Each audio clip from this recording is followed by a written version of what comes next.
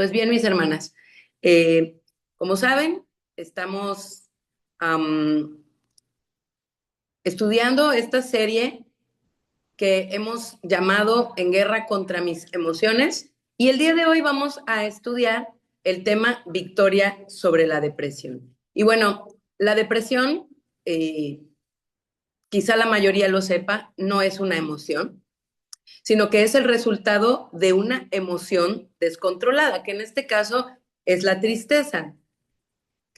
Así que vamos a comenzar pues definiendo qué es la tristeza. Bueno, la tristeza es una emoción humana básica y natural, caracterizada por sentimientos de pena, desánimo o infelicidad que surgen como respuesta ante el dolor.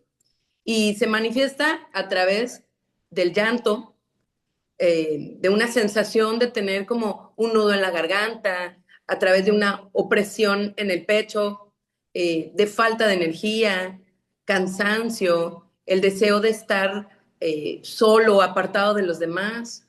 También puede haber cambios en el apetito, y un rasgo bastante característico es que hay a veces problemas de sueño. A estas manifestaciones físicas se les puede llegar a sumar también pensamientos pesimistas, dificultad para concentrarse, la desmotivación para continuar con las tareas y la melancolía. La tristeza es una emoción tan universal que incluso Jesús en su humanidad la llegó a experimentar. En Juan capítulo 11, verso 35, Juan el Evangelista nos narra cuando vio a Jesús llorar por causa de la tristeza que experimentó ante la muerte de su amigo Lázaro y el dolor de sus hermanas por su pérdida. También en Lucas 19:41 se nos dice que Jesús se entristeció profundamente y lloró ante la inminente destrucción que vendría sobre Jerusalén por causa de no haberlo reconocido como el Mesías, como el Hijo de Dios. Así que es normal experimentar tristeza en algún punto de nuestra vida, o incluso con frecuencia. Y la Biblia nos comprueba esto, no solo con estas imágenes que acabamos de mencionar de Jesús, sino a través de otros muchos personajes.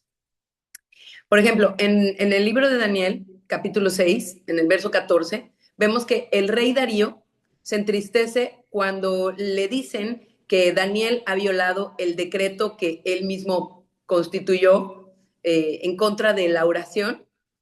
Y cuando él supo que Daniel tenía que ser penalizado conforme a esta ley, y que la pena era que lo echaran en el foso de los leones, se produjo tanto pesar en su corazón que dice la Biblia que su ánimo decayó, no quiso música, no quiso comida y perdió el sueño. Tuvo insomnio y no pudo dormir toda la noche. En el libro de Nehemías, en el capítulo 2, vemos a Nehemías, que en ese entonces estaba en cautivo y ejercía la función de copero del rey Artajerjes.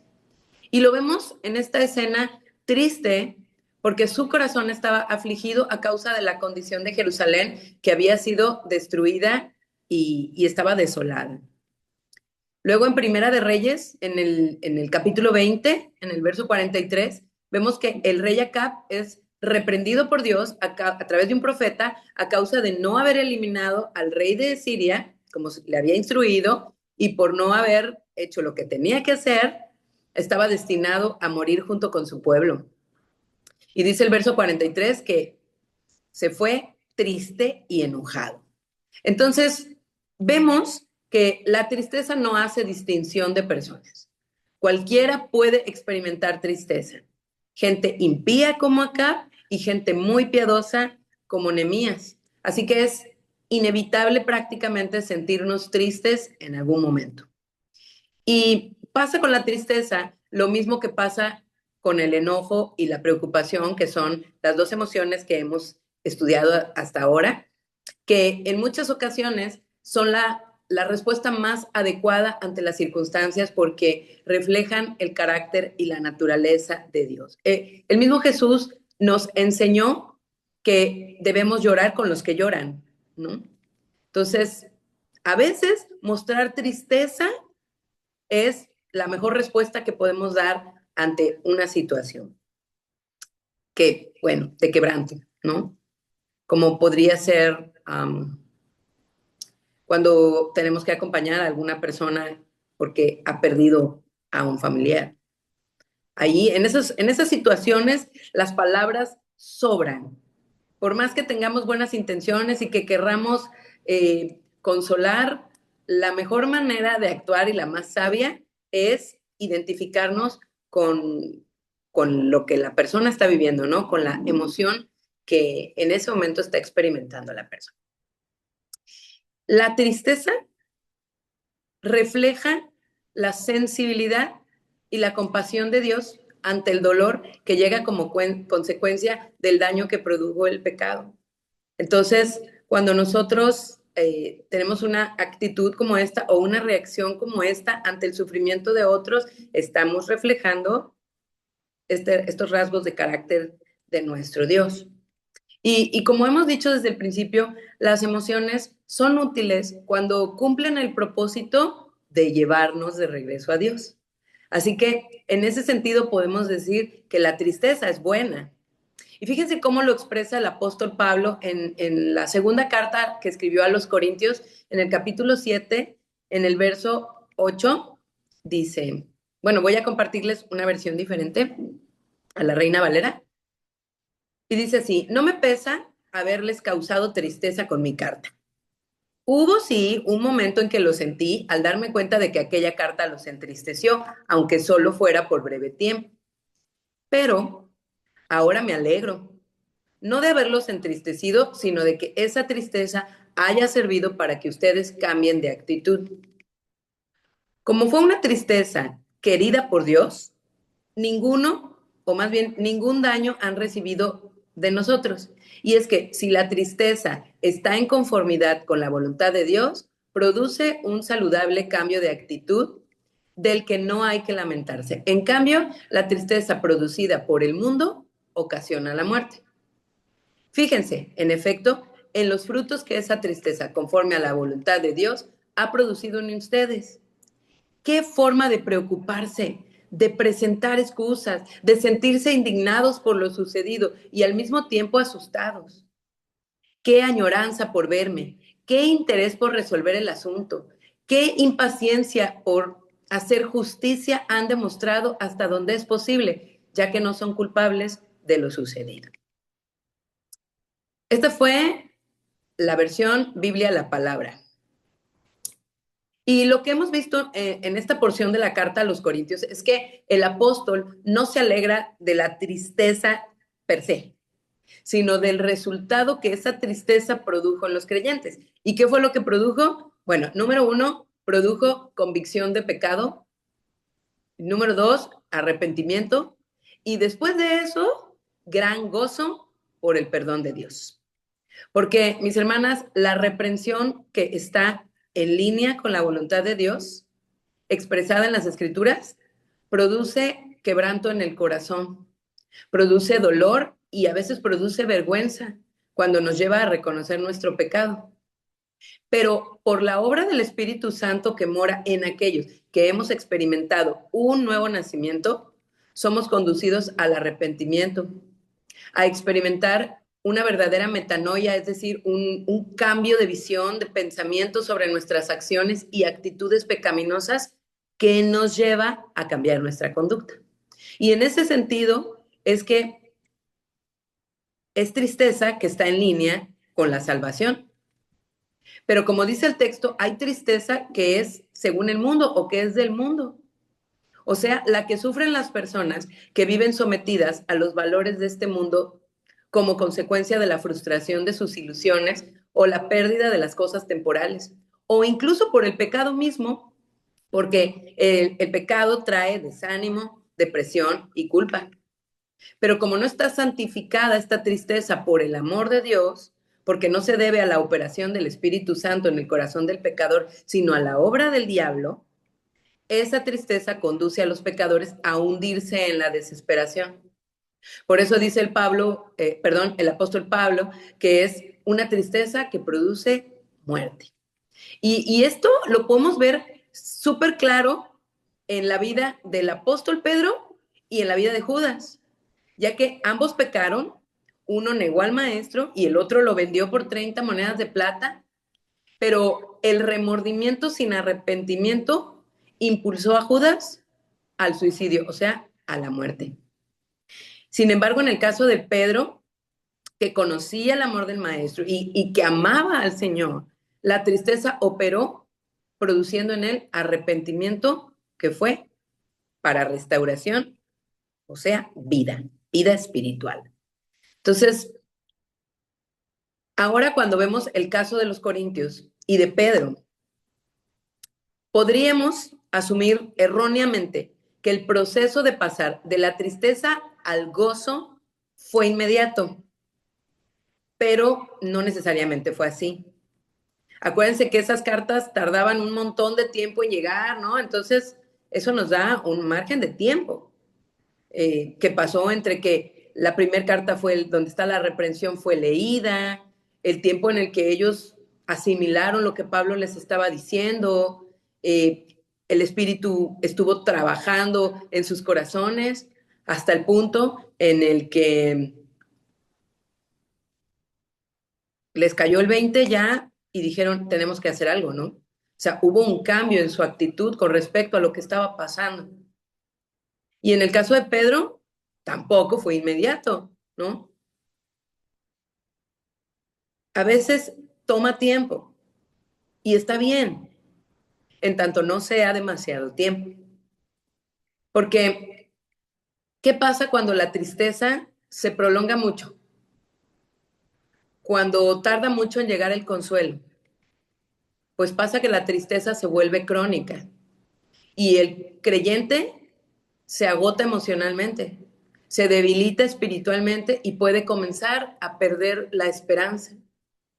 Puede comenzar a aislarse de su comunidad y comenzar a desconectarse de Dios porque se siente ignorado por Él.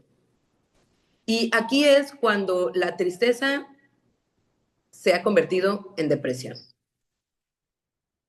Ahora, antes de avanzar, es importante aclarar que la tristeza prolongada puede tener diferentes causas y es importante descubrirlas y establecerlas en cada caso para enfrentar la condición de una manera apropiada, con, con la finalidad de poder vencerla y superarla.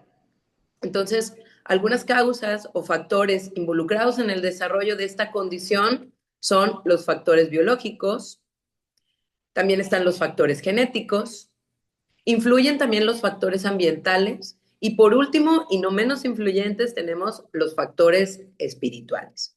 Y es importante hacer un diagnóstico correcto en cada caso porque ni todas las personas están deprimidas por causa del pecado, ni todas las personas lo están por razones médicas. Y si cometemos el error de generalizar, podríamos caer justo en lo que cayeron los amigos de Job, ¿verdad? Quienes estaban, pero súper seguros y estaban, insiste y insiste en que la situación de Job era solamente resultado del pecado, cuando no era así, ¿verdad? Pero había algo que los amigos de Job no tenían. ¿Qué les faltaba a los amigos de Job? Les faltaban datos. Ellos tenían otros datos. Les faltaba información. Por eso ellos no pudieron entender completamente la situación de Job. Entonces, no podemos ver la depresión como un problema 100% espiritual, pero tampoco podemos verlo como 100% biológico, porque usualmente hay una combinación de todos los componentes. Porque debido a que el cuerpo y el alma están ligados, la condición de uno invariablemente va a afectar la condición del otro. Y fíjense cómo la ciencia respalda lo que las escrituras nos enseñan a este respecto. Lo confirma, digamos, ¿no?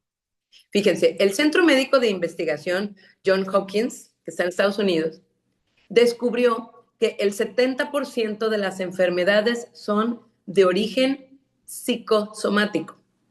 ¿Eso qué quiere decir? Eso quiere decir que la mente es la responsable del 70% de las enfermedades del cuerpo. Y yo me imagino que el otro 30% debe ser resultado de la expresión de los genes y la actividad de los virus y las bacterias. Pero con respecto a la depresión, la conclusión de los expertos es que aunque los factores biológicos hacen vulnerables a los individuos o aportan cierta predisposición al desarrollo de este trastorno, digamos, o de esta condición, en realidad son los factores ambientales y psicológicos los que realmente son responsables de su desarrollo o de su activación. Por eso es que la depresión es considerada una enfermedad mental. No es un tipo de locura, sino más bien una enfermedad que más bien está relacionada con la mente. Entonces, qué interesante es esto y a la vez qué impactante cómo la mente puede afectar el cuerpo a tal punto que puede llevarlo a desarrollar una enfermedad. Sin embargo, mis hermanos, eso no era parte del diseño original. Esto es un resultado del pecado que afectó a la humanidad, porque nuestro Dios creó un mundo bueno donde reinaba la armonía. Cada cosa creada, cada órgano y sistema funcionaba como debía de ser. Sin embargo, aunque el creador del universo hizo todo perfecto, todo se corrompió a partir de la caída.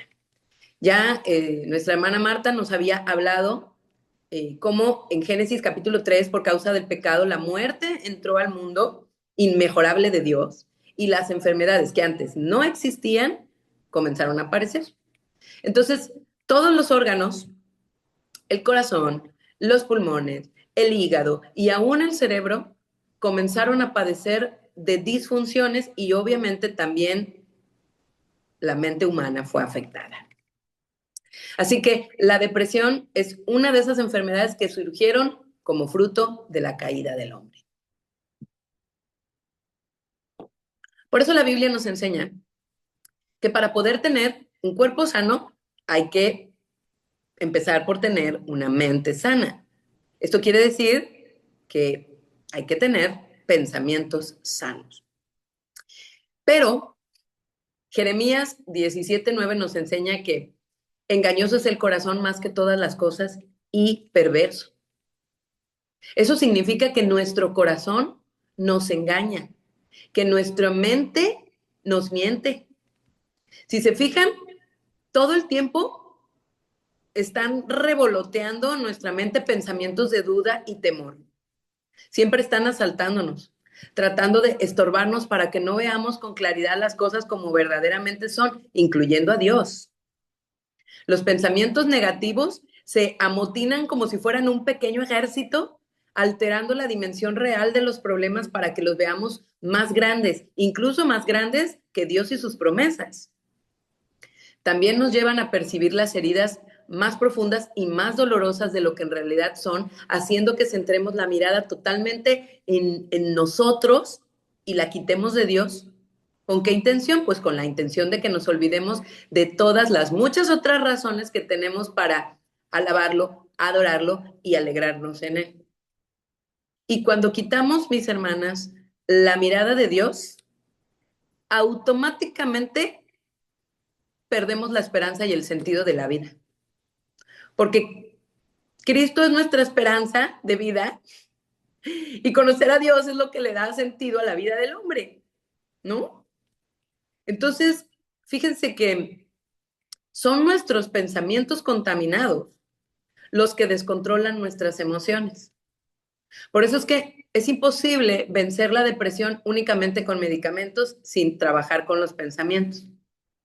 Y en esto no se puede ser pasivo porque un pensamiento engañoso actúa o funciona de la misma forma que una mordida de serpiente.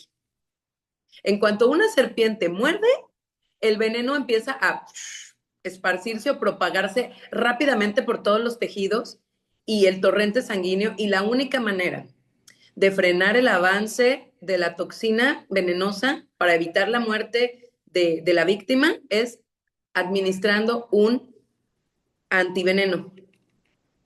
¿Y cuál es el antiveneno de el engaño y las mentiras? De los pensamientos enfermos y tóxicos, pues la verdad de Dios. Así que Dios, quien es siempre en gran manera bueno, no nos deja solos con esta situación, sino que incluso se encargó de incluirla en la Biblia para que supiéramos qué hacer. Porque no hay ningún aspecto de nuestra vida que la Biblia no contemple. Solo es que a veces nuestro entendimiento está oscurecido, vamos a decir, y por eso no podemos ver con claridad el camino que Dios nos ha trazado. Pero la palabra de Dios es viva, eficaz y útil para todo. Amén.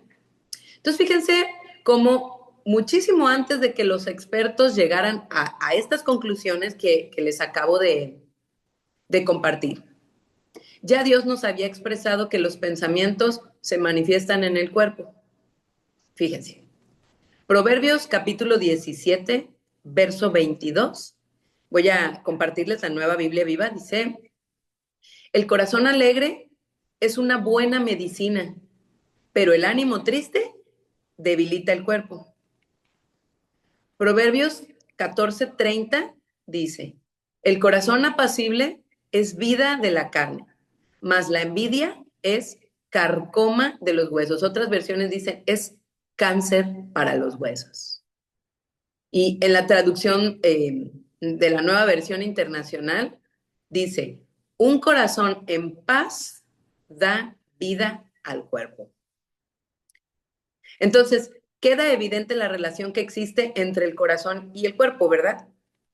Pero ya sabemos, porque lo hemos estudiado antes, que cuando la Biblia habla del corazón, está haciendo referencia a la mente. Y ya sabemos que la mente es la que genera los pensamientos, no el cerebro, aunque están conectados. Y ya vamos a ver sobre este tema más adelante. Proverbios 4:23, en la traducción al lenguaje actual, dice, y sobre todas las cosas, cuida tu mente porque ella es la fuente de la vida. ¿Sí? Esta es la traducción de la Reina Valera que dice, sobre todas las cosas guardadas, guarda tu corazón porque de él mana la vida. Entonces, estos dos versículos, Proverbios 17 y Proverbios 14, traducidos en un lenguaje más sencillo, lo que nos dice es que una mente alegre, una mente tranquila, una mente en paz, da salud al cuerpo. Por lo tanto, también podemos decir que una mente triste, una mente intranquila y una mente turbada enferma el cuerpo, ¿verdad? Así que la Biblia nos enseña que una de las cosas que necesitamos hacer para poder tener buena salud es tener una mente sana. Como ya dije, pensamientos sanos. Pero hermana, ¿cómo se llega a tener una mente sana, una mente en paz? Lo hemos estudiado 1000 veces. Isaías capítulo 26, verso 3.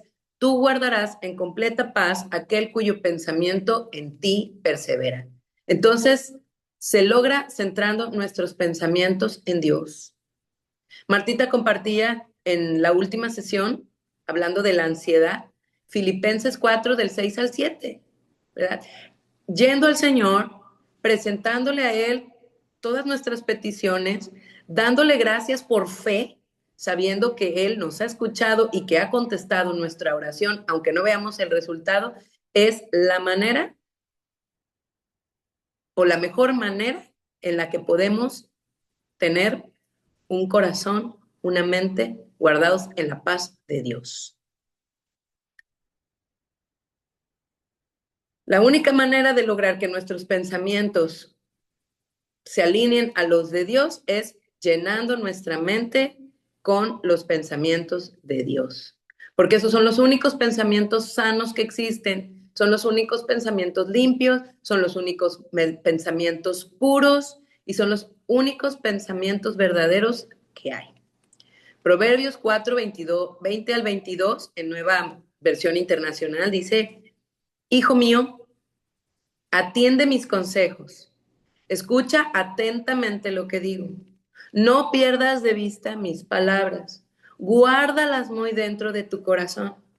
Ellas dan vida a quienes las hallan, son la salud de todo el cuerpo. ¿Ven?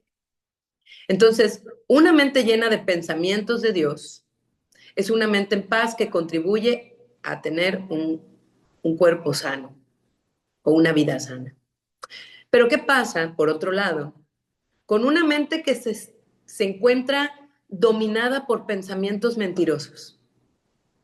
¿Qué pasa con una mente que tiene fortalezas mentales, que son argumentos o conceptos incorrectos acerca del Señor y que impiden o estorban el conocimiento verdadero de Dios? Bueno, pues pasa con una mente así, que fácilmente va a albergar ideas fatalistas con respecto al futuro y dudas acerca de Dios. Y esa clase de pensamientos producen inquietud, producen afán, producen un ánimo turbado, producen aflicción, producen desesperación y un alma abatida. Y como consecuencia, un cuerpo débil, un cuerpo enfermo. Porque los pensamientos pueden debilitar incluso el sistema inmunológico de las personas cuando los pensamientos son malos. Pero cuando los pensamientos son buenos, puede mejorarlo. Fíjense. La Universidad de Stanford, en otro estudio, descubrió más de 2,000 secreciones químicas diferentes que se liberan en el cuerpo desde el cerebro hasta el torrente sanguíneo relacionados a los pensamientos de las personas, independientemente de si son buenos los pensamientos o malos. Y esto es lo que quería decirles en relación a la unidad o la comunión o cómo se encuentran entrelazados el cerebro y la mente de las personas. Y esto es tan cierto que únicamente por preocuparnos se nos puede subir la presión arterial. Solo por pensar en cosas que hipotéticamente pudieran llegar a ocurrir, pero que no han ocurrido, esos pensamientos hacen que el cuerpo segregue cortisol, adrenalina y glucagón, entre muchas otras cosas.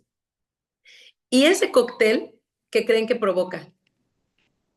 Aumento de peso, retención de líquidos, obviamente hipertensión, fatiga crónica, insomnio, debilidad muscular, problemas metabólicos como la resistencia a la insulina, estrías, acné, cicatrización lenta, aumento del colesterol malo, interrupción del ciclo menstrual y, entre otras cosas, problemas cardíacos.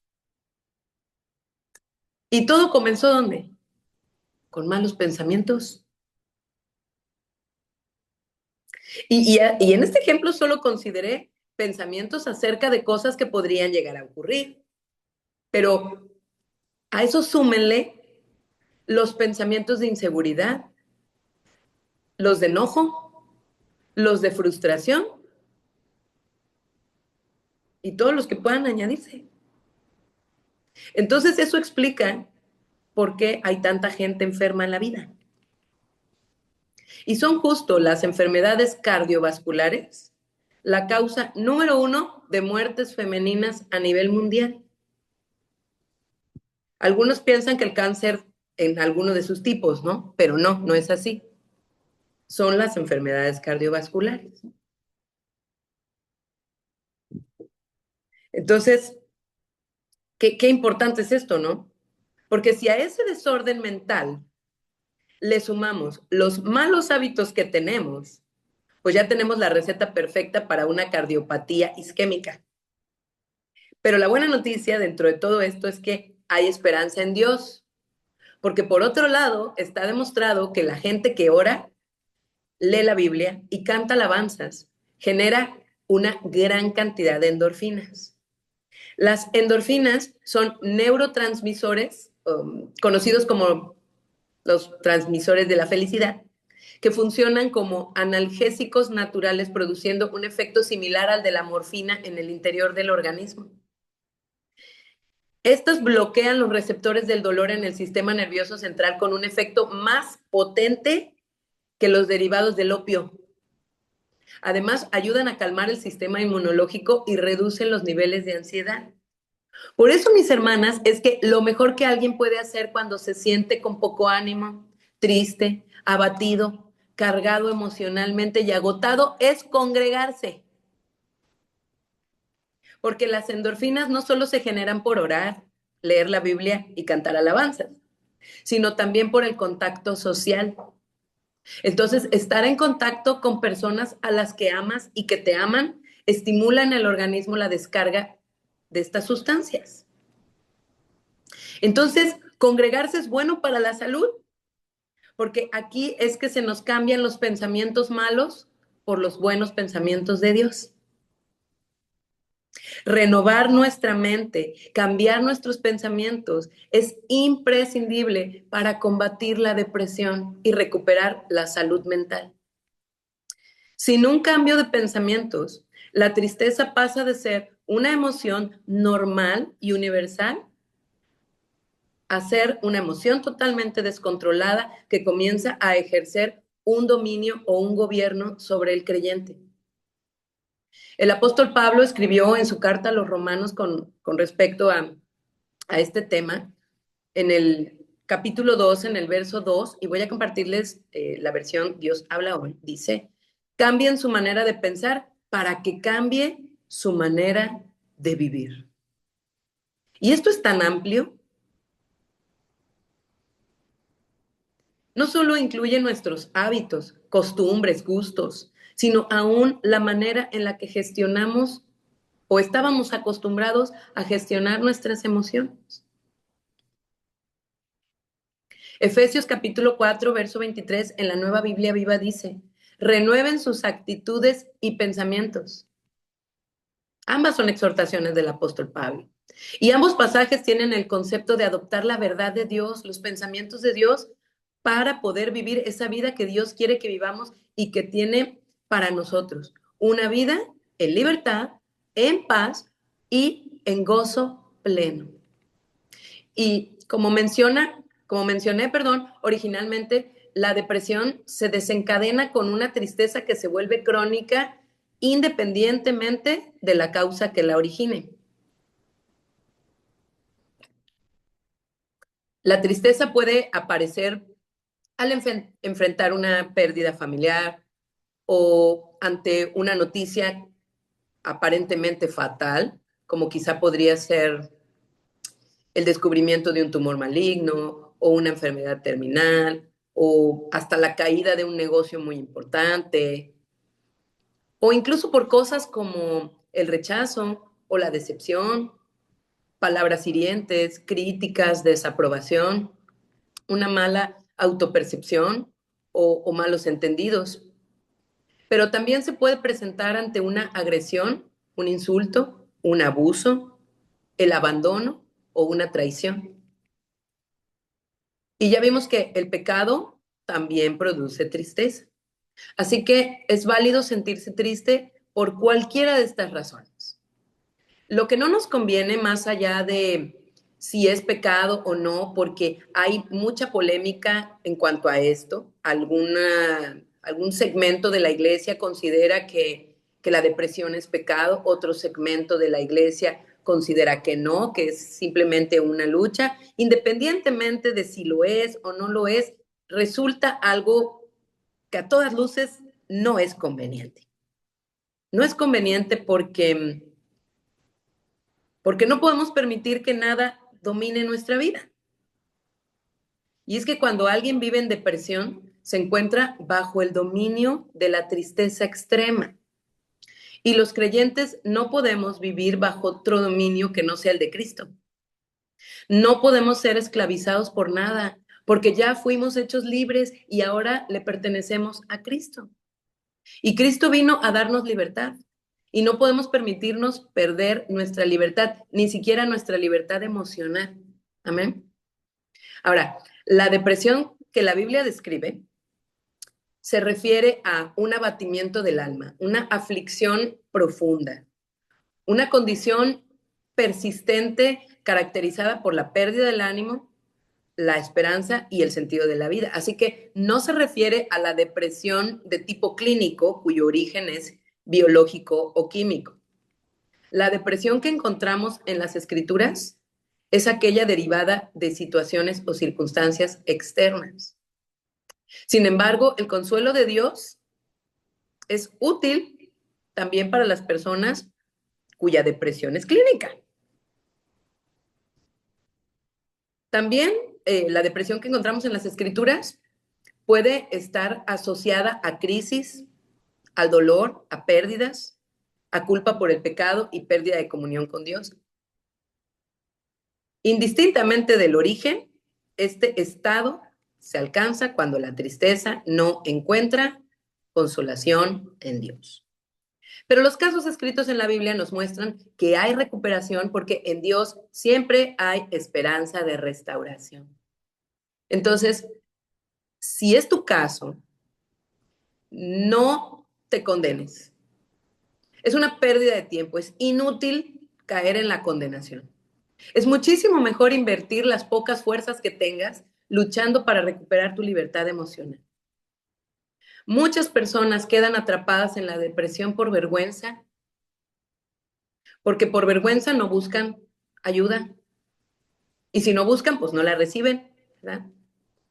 Y es que durante años, la iglesia a veces tiene la culpa de eso, porque durante años hemos fomentado el estereotipo del cristiano que es perfecto, condenando a aquel que muestra debilidad y perpetuando así la errónea creencia. Entonces, hemos como perpetuado la errónea creencia de que al estar en Cristo, automáticamente se vive siempre feliz, en una euforia, eh, en una euforia constante. Y la realidad es que no es así. Nadie es inmune.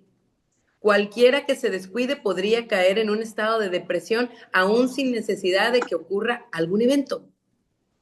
¿Por qué?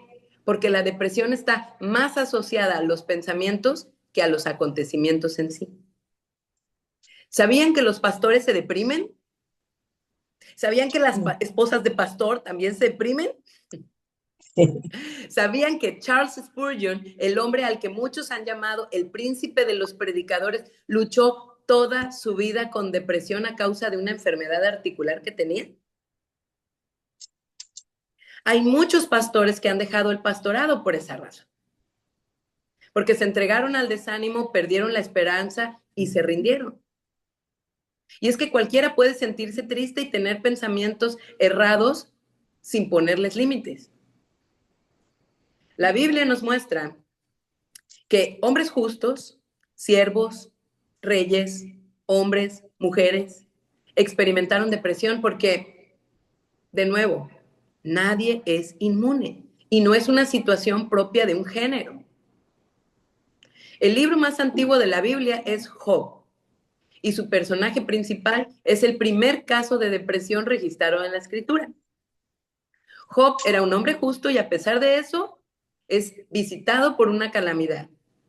Bueno, varias. Una serie de eventos desafortunados golpearon su vida en muy corto tiempo. Y a pesar de la solidez del carácter y la fe de Job, su tristeza se prolongó por tanto tiempo que a pesar de luchar con todas sus fuerzas, finalmente terminó cayendo en un estado de depresión. Job perdió el deseo de vivir y toda esperanza, hasta el punto de maldecir el día de su nacimiento. Sabemos que después de eso se recuperó, ¿verdad? Ana, la madre del profeta Samuel, era estéril y por causa de esa esterilidad experimentó una gran aflicción emocional. Ella tenía muchos años sumida en la tristeza porque no podía tener ni un hijo. Incluso Moisés, en Números capítulo 11, verso 15, vemos que se deprimió a causa de la rebeldía del pueblo. La carga que sentía su corazón lo hizo sentir tan abrumado que llegó al punto de pedirle a Dios que le quitara la vida. En Primera de Reyes, capítulo 19, encontramos al profeta Elías, quien después de una aplastante victoria frente a los sacerdotes de Baal, se hunde en una depresión profunda a causa de la persecución de Jezabel. El profeta Jeremías, un hombre de Dios también, experimentó profunda melancolía y soledad a causa de su ministerio. 40 años predicando sin que se convirtiera nadie. En el libro de Lamentaciones, capítulo 3, verso 20, él expresa, mi alma está abatida, como derretida, ¿no? Y por último, tenemos al gran rey David, que tampoco la libró. Y es que David pasó por tantas cosas. Por eso David nos ayuda mucho a nosotros a entender cómo es todo este asunto de luchar contra las emociones a través de los salmos. Son varios salmos en los cuales él expresa tristeza profunda, depresión y manifiesta sus características. Debilidad generalizada, pérdida de sueño, llanto constante, pérdida del apetito. Sin embargo, mis hermanas, en cada una de esas caídas de David, él encontró victoria sobre la depresión en Dios. Y creo que uno de los ejemplos que tengo como más presentes está en 2 Samuel capítulo 12, cuando el bebé que David tuvo con Betsabé a causa del pecado que cometió, está enfermo el bebé y el bebé está a días de su muerte. Y todo ese periodo de tiempo David está quebrado, sumido en una inmensa tristeza por causa de ese bebé enfermo. Pero cuando finalmente el bebé muere y David se entera, David se recompone y lo primero que hace es entrar al santuario y adorar a Dios. Y digo, wow, qué ejemplo tenemos en David.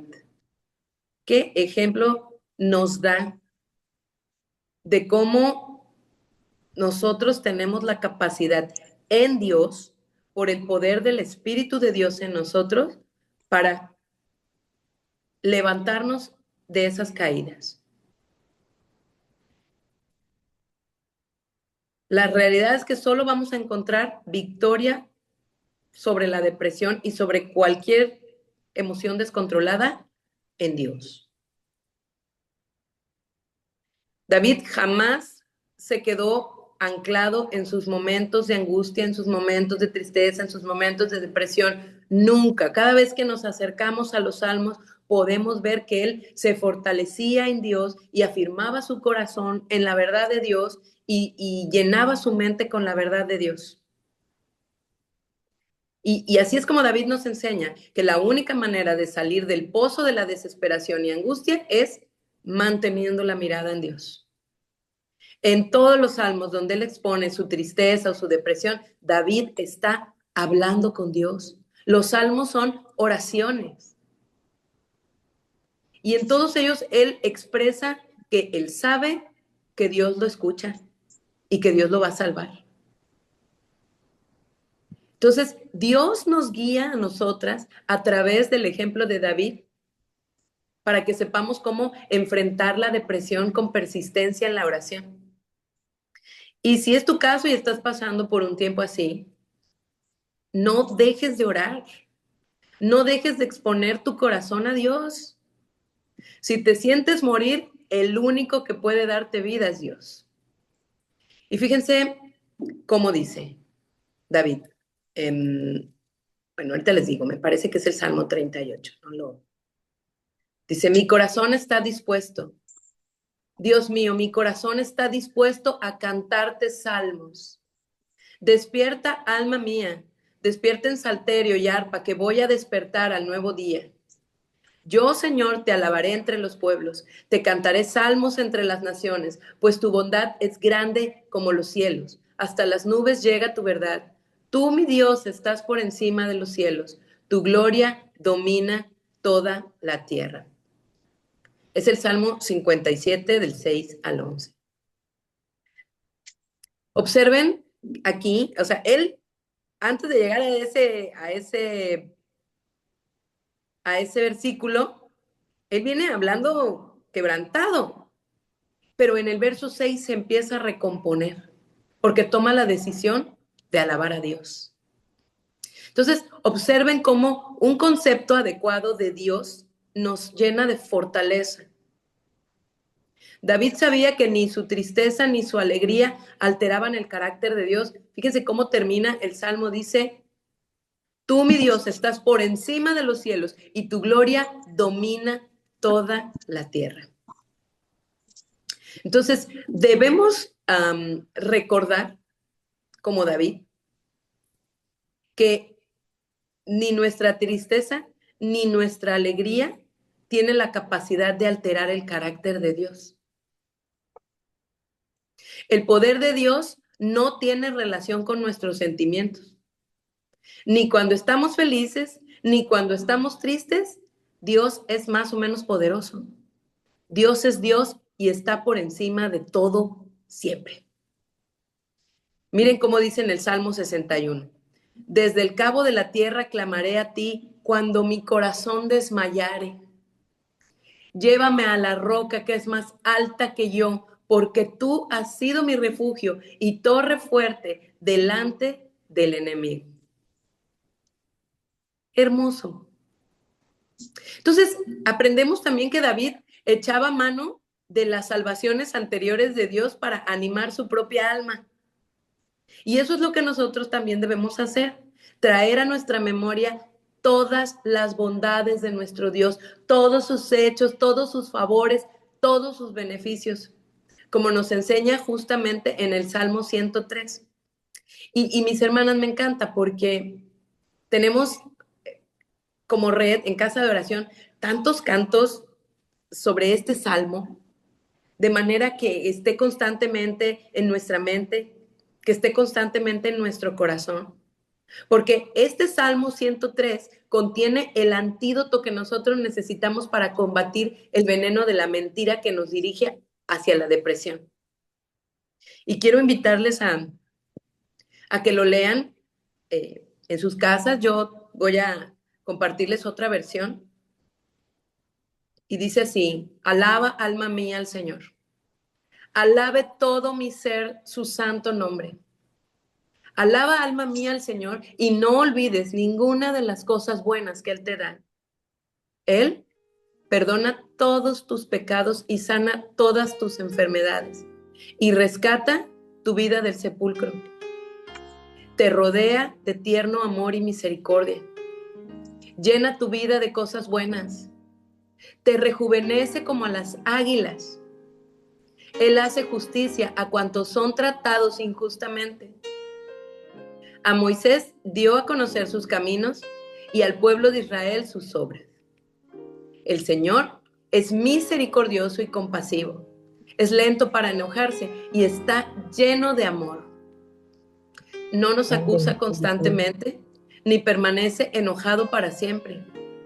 No nos ha castigado conforme a lo que merecemos por todos nuestros pecados, porque su misericordia para los que le temen es tan grande como la altura de los cielos sobre la tierra.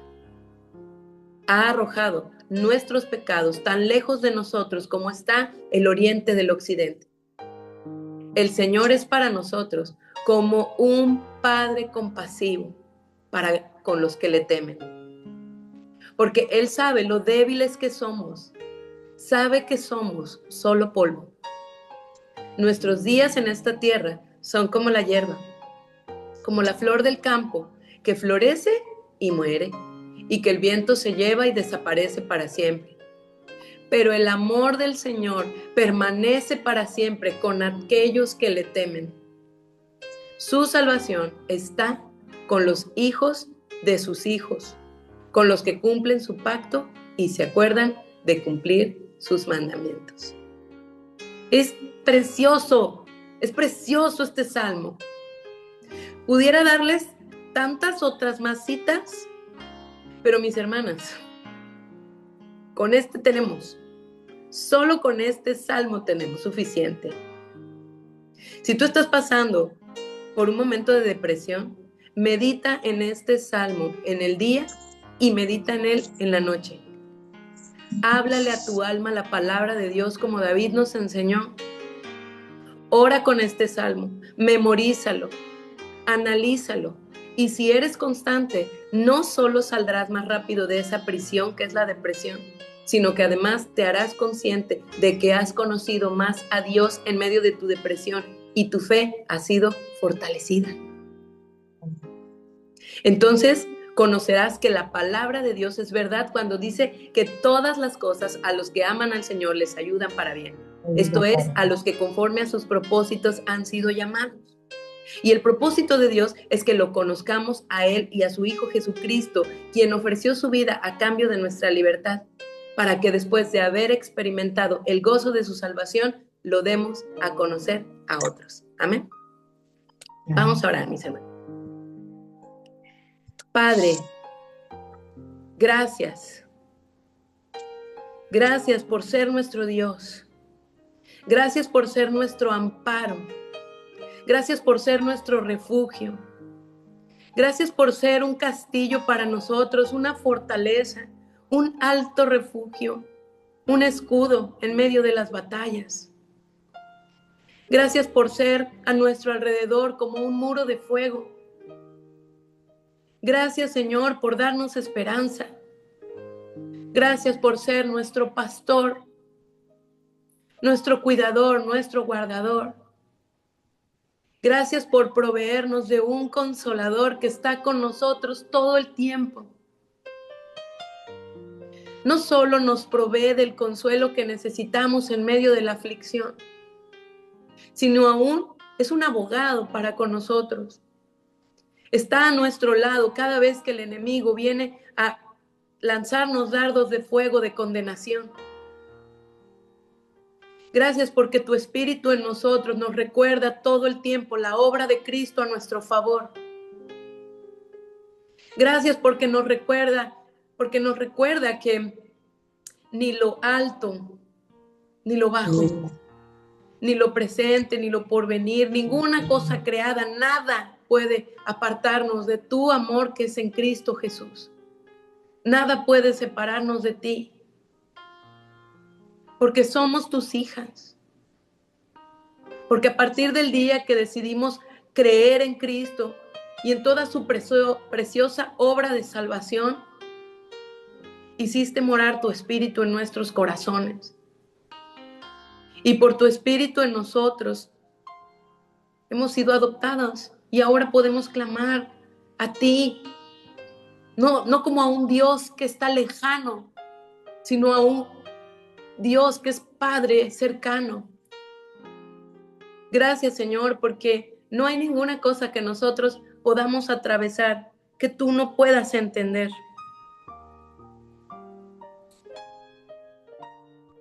En todas nuestras aflicciones, tú te dueles. Gracias, porque tenemos un sumo sacerdote en Cristo. Tú lo proveíste para nosotros, que puede compadecerse de nosotros. Porque como dice Isaías 53, del 3 al 5, es un varón experimentado en quebranto, varón de dolores, que fue desechado, que fue desestimado. Pero Él experimentó todo eso por nosotros. El herido y quebrantado fue por nosotros. Y por sus llagas, nosotros recibimos sanidad. Gracias, mi Dios, porque no tenemos que correr a las soluciones que el mundo usa, que no son soluciones, son otras formas de esclavitud para ser libres de la depresión. Nosotros tenemos un Dios que está en el cielo, que lo mira todo y lo gobierna todo.